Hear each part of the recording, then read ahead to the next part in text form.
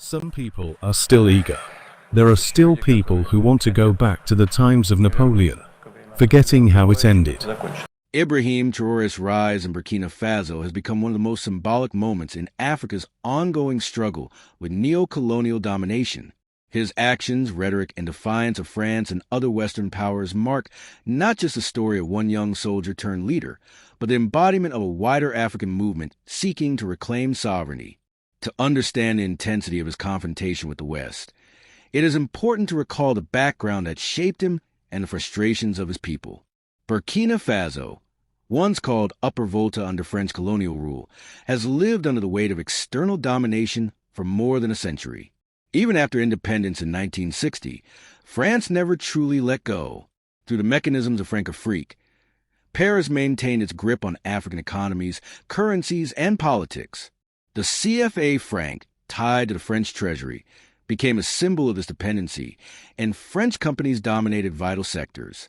French military presence was justified as security partnership, but was in reality a means of maintaining influence. One of the few leaders who dared to resist was Thomas Sankara, who led Burkina Faso from 1983 until his assassination in 1987. Sankara rejected foreign aid, promoted self-sufficiency, and changed the country's name from Upper Volta to Burkina Faso, meaning the land of upright people. His revolution was cut short, and his murder, widely seen as orchestrated with French backing, became a lesson for future generations.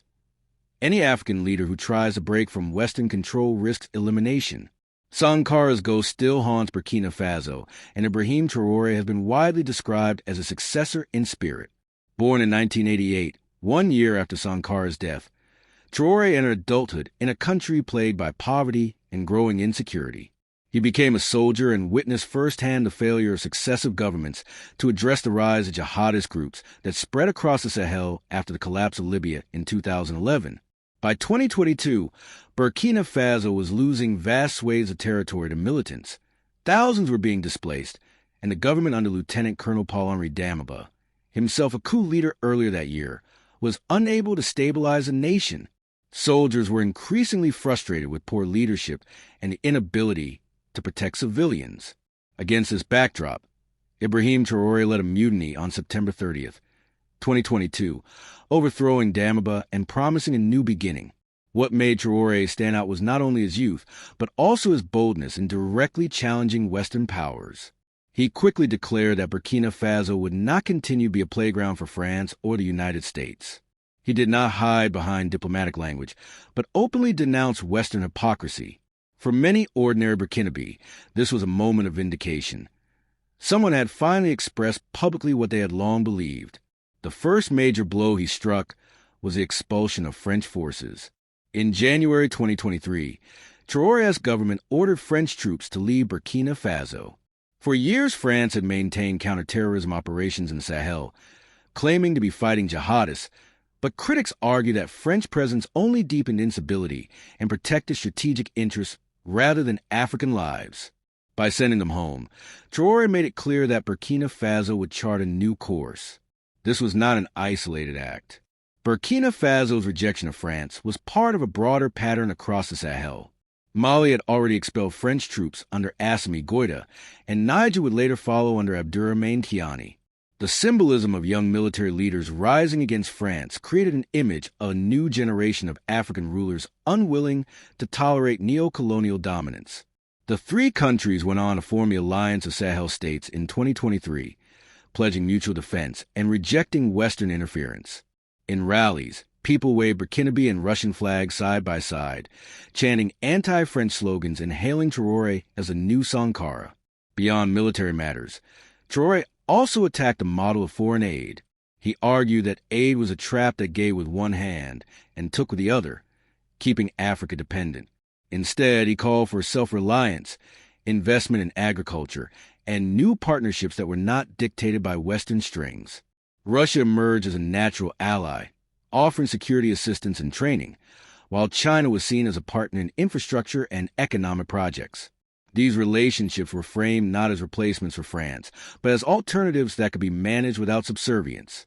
Still, critics wondered if Burkina Faso might simply be trading one dependency for another. For Traoré and his supporters, however, the immediate priority was to break the suffocating grip of France. Western powers reacted with alarm. The United States and European Union began imposing sanctions, restricting aid, and warning of isolation.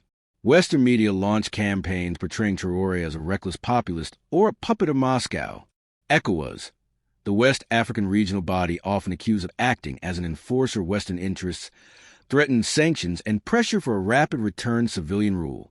But inside Burkina Faso, the harder the pressure from abroad, the stronger the support for Traoré. In demonstrations, thousands of young people called him a hero, not because they believed all problems had been solved, but because he represented dignity and resistance. The ideological significance of Traoré's stance cannot be overstated. He frames his fight as part of a larger struggle for African sovereignty. For decades, the West has preached democracy while supporting dictators when convenient, condemned coups while accepting fraudulent elections, and offered aid that created dependency rather than development. Traoré's defiance exposes this hypocrisy and resonates with millions of Africans, especially the youth, who see their future stolen by corruption and external interference. His speeches echo Sankar's words, but they also capture the anger of a generation that refuses to accept perpetual subordination. Of course, the challenges remain immense.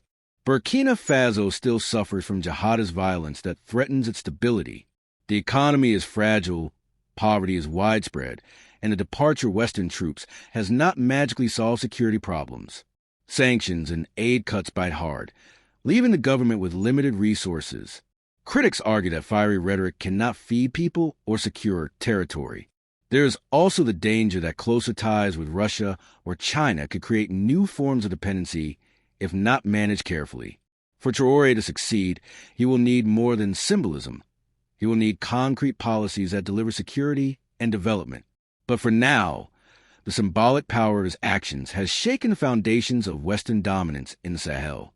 Ibrahim Traoré has shown that it is possible to say no to France, to reject imposed models, and to rally people around the idea of sovereignty. His rise has encouraged other African leaders and movements, creating momentum for a Pan-African awakening that challenges centuries of subjugation. The struggle is far from over, but Traoré has already altered the terms of debate. No longer can Western powers assume automatic compliance. No longer can they dictate the destiny of nations without resistance. This is the essence of Traoré's first strike back at Western power. The refusal to bow, the willingness to endure pressure, and the determination to inspire his people with the belief that dignity is worth more than